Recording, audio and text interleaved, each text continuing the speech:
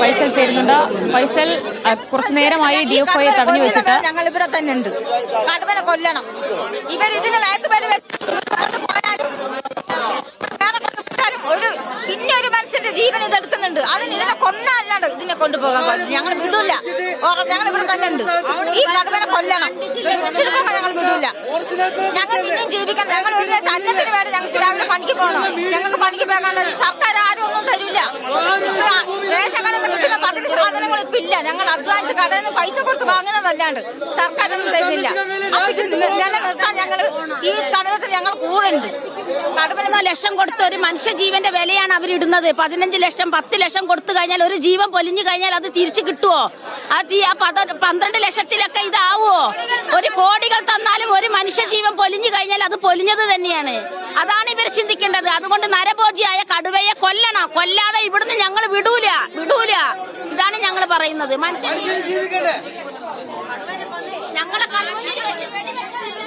ഇത് അത്തരത്തിൽ വലിയ പ്രതിഷേധം തന്നെയാണ് ഇപ്പോൾ നടക്കുന്നത്. കടുവയെ വെടിവെച്ച് കൊല്ലുന്ന തീരുമാനം ഉണ്ടാകാതെ അല്ലെങ്കിൽ ആ ഒരു ഉറപ്പ് കിട്ടാതെ ഈ ഒരു സമരത്തിൽ നിന്ന് പിന്മാറാൻ ഇവർ തയ്യാറല്ല. ഇവരുടെ കൂട്ടത്തിലുള്ള ഒരാളാണ് ഇന്നലെ കടുവയുടെ ആക്രമണത്തിൽ കൊല്ലപ്പെട്ടത്. അപ്പോൾ 24 മണിക്കൂർ പിന്നിട്ടിട്ടും കടുവയെ ലൊക്കേറ്റ് ചെയ്യാൻ പോലും ഇതുവരെ കഴിഞ്ഞിട്ടില്ല എന്ന് പറയുമ്പോൾ വനം വകുപ്പിന്റെ ഒരു വലിയ പരാജയമായി തന്നെയാണ് നാട്ടുകാർ ഇതിനെ കാണുന്നത്. അപ്പോൾ അത്തരത്തിൽ കടുവയെ ലൊക്കേറ്റ് ചെയ്യാൻ പോലും കഴിയാത്ത വനം വകുപ്പിനെതിരെയും വലിയ പ്രതിഷേധമാണ് ഇപ്പോൾ ഈ ഒരു പ്രദേശത്ത് ഉയർന്നിരിക്കുന്നത്. അപ്പോൾ അത്തരത്തിൽ കടുവയെ വെടിവെച്ച് കൊല്ലുന്ന തീരുമാനം ഉണ്ടാകുന്നതുവരെ ഈ ഒരു പ്രതിഷേധം അവസാനിക്കില്ല.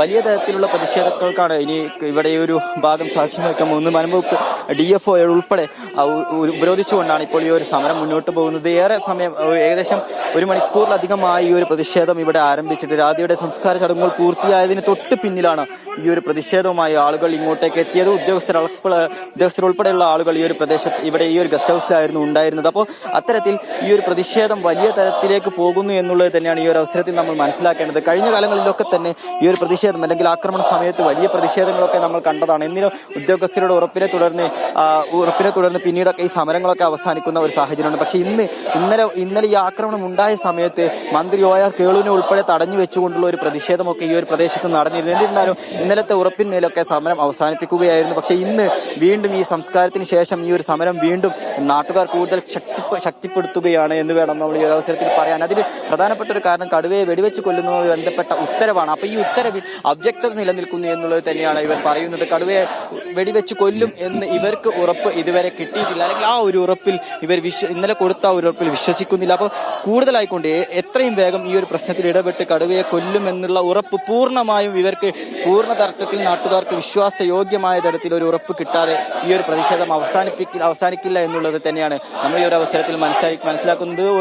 ഓരോ പ്രദേശത്ത് നിന്നും ആളുകൾ ഇങ്ങോട്ടേക്ക് എത്തിക്കൊണ്ടിരിക്കുകയാണ്. അപ്പോൾ വലിയ തരത്തിലേക്ക് ഒരു പ്രതിഷേധം കടക്കും. ഇപ്പോഴുള്ളതിനേക്കാൾ കൂടുതൽ പ്രതിഷേധമാകാനുള്ള ഒരു സാധ്യതയും നമ്മൾ കാണും. കാരണം വിവിധ പ്രദേശങ്ങളിൽ നിന്നൊക്കെ കൂടുതൽ ആളുകൾ ഇങ്ങോട്ടേക്ക് എത്തിക്കൊണ്ടിരിക്കുകയാണ്. രാധയുടെ സംസ്കാരത്തിൽ തന്നെ 100 കണക്കിന് ആളുകളാണ് പങ്കെടുത്തത്. അപ്പോൾ അവിടെ നിന്ന് നേരെ ആളുകൾ വന്നത് ഇങ്ങോട്ടേക്ക് തന്നെയാണ്. 24 മണിക്കൂർ പിന്നിടുമ്പോൾ ഈ കടുവയെ കണ്ടുപിടിക്കാൻ എന്തുകൊണ്ടാണ് വനം വകുപ്പിന് കഴിയാത്തത്? അരുൺ സെക്രട്ടറിയുടെ നേതൃത്വത്തിലുള്ള സംഘം വയനാട്ടിലെത്തുമെന്ന് പറഞ്ഞുകൊണ്ട് എന്തുകൊണ്ടാണ് അവരെത്താത്തത്? തെർമൽ ഡ്രോൺ ഉൾപ്പെടെയുള്ള സംവിധാനങ്ങൾ ഉപയോഗിച്ചുകൊണ്ട് ഈ പരിശോധന നടത്തുമെന്നൊക്കെ പറയുമ്പോഴും അതൊക്കെ വൈകുന്നത് എന്തുകൊണ്ടാണ് എന്നുള്ള ചോദ്യങ്ങളാണ് നാട്ടുകാർ ഉന്നയിക്കുന്നത്. അപ്പോൾ നാട്ടുകാരെ സംബന്ധിച്ചിടത്തോളം അവരുടെ കൂട്ടത്തിലുള്ള ഒരാളുടെ ജീവൻ നഷ്ടപ്പെട്ടിരിക്കുന്നു. അപ്പോൾ ആ നഷ്ടപ്പെട്ടതിൽ അവർക്ക് നഷ്ടപരിഹാരം കൊടുത്തു, പക്ഷേ എത്ര പൈസ കൊടുത്താലും ഒരു ജീവന് പകരമാവില്ല എന്നുള്ളത് നമുക്കൊക്കെ തന്നെ അറിയാം. അപ്പോൾ ആ ഒരു ജീവന് പോലും വില കൽപ്പിക്കാതെ വെറും നഷ്ടപരിഹാരം കൊടുത്ത് ഒതുക്കാൻ അല്ലെങ്കിൽ അത്തരത്തിൽ ഈ ഒരു പ്രതിഷേധം അവസാനിപ്പിക്കാൻ വനം വകുപ്പ് ശ്രമിക്കേണ്ടതില്ല എന്നുള്ളത് തന്നെയാണ് നാട്ടുകാർ പറഞ്ഞു വെക്കുന്നത്. കഴിഞ്ഞ കാലങ്ങളിലൊക്കെ പ്രതിഷേധം ഇത്തരത്തിൽ പലതരത്തിലുള്ള വാഗ്ദാനങ്ങളൊക്കെ നൽകിക്കൊണ്ട് പിന്നീട് പ്രതിഷേധം അവസാനിക്കുന്നതോടുകൂടി വാഗ്ദാനങ്ങളൊക്കെ പാഴ്വാക്കായി പോകുന്ന ഒരു സാഹചര്യമുണ്ട്. പലയിടങ്ങളിലും ഇത്തരത്തിൽ പ്രതിഷേധമുണ്ടാകുമ്പോൾ ഫെൻസിംഗ് ഒക്കെ നടത്താമെന്ന് പറയുന്നു. പിന്നീട് ഇതൊക്കെ പാതി വഴിയിൽ ഉപേക്ഷിച്ച് പോകുന്ന ഒരു സാഹചര്യമൊക്കെ മുൻകാലങ്ങളിൽ തൊട്ട് മുമ്പത്തെ കാലങ്ങളിലൊക്കെ നമ്മളത് നേരിൽ തന്നെ കണ്ടതാണ്. അപ്പോൾ അത്തരത്തിലുള്ള ഒരു വാഗ്ദാനങ്ങൾ മാത്രം നൽകിക്കൊണ്ട് അല്ലെങ്കിൽ ഉറപ്പ് പറഞ്ഞു പോകുന്നതിലപ്പുറത്തേക്ക് അത് നടപ്പിലാക്കാതെ പ്രതിഷേധം അവസാനിപ്പിക്കാൻ കഴിയില്ല എന്നുള്ളത് തന്നെയാണ് നാട്ടുകാരുടെ നിലപാട്. ഇനിയും ഇത്തരത്തിൽ ഒരു ആക്രമണം ഇല്ലാതിരിക്കാൻ ഈ ഒരു പ്രതിഷേധം അത്യാവശ്യമായി തന്നെ അവരുടെ ഒരു ജീവന്റെ നിലനിൽപ്പിന്റെ ഒരു പ്രശ്നമായിക്കൊണ്ട് തന്നെയാണ് അവർ ഈ ഒരു പ്രതിഷേധം ശക്തമായി കൊണ്ടുപോകുന്നത്.